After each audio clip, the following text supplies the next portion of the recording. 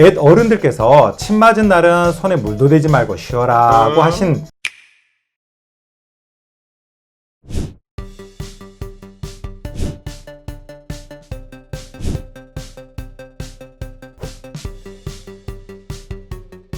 안녕하세요, 한의학 박사 김경호입니다.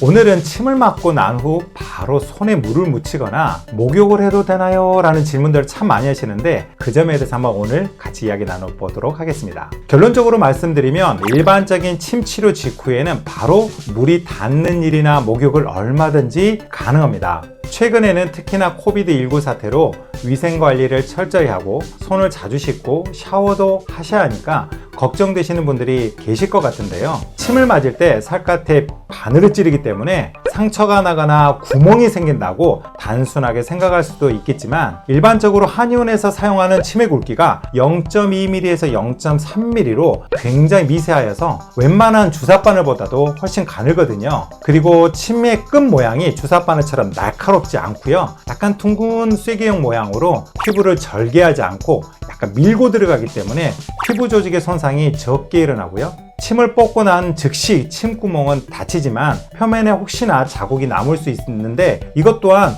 한두 시간 정도 지나고 나면 사라지게 되니까 걱정은 않으셔도 됩니다.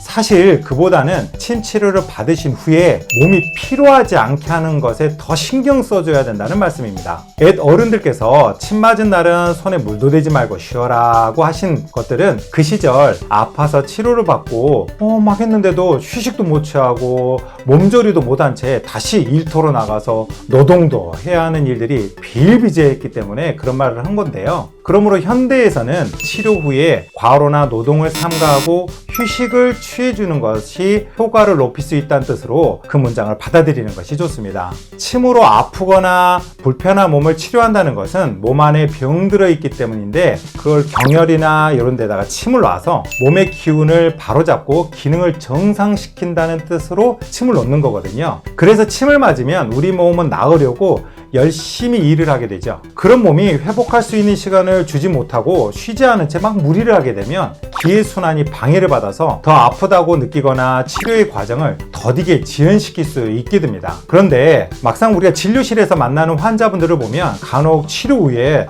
더 도움이 되고 좀 빨리 나으려고 과한 운동을 하시거나 대개는 또 만성 피로나 스트레스에 시달리셔서 오시는 분들이 굉장히 많거든요. 그래서 40-50년 전에 선배 한의사님처럼 저 또한 치료 후에 무리하면 안 된다고 꼭 좀 쉬어달라고 제가 부탁 말씀 꼭 당부를 드리거든요.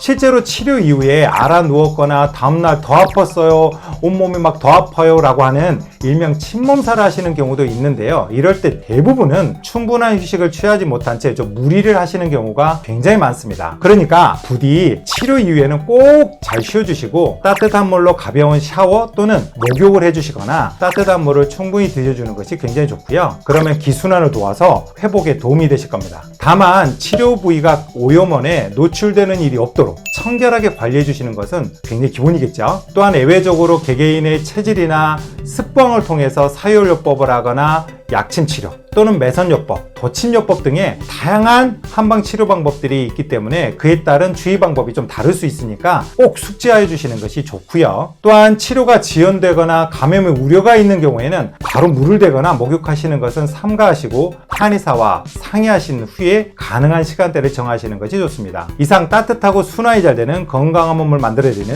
따스몸 한의 원장 김경호였습니다. 감사합니다.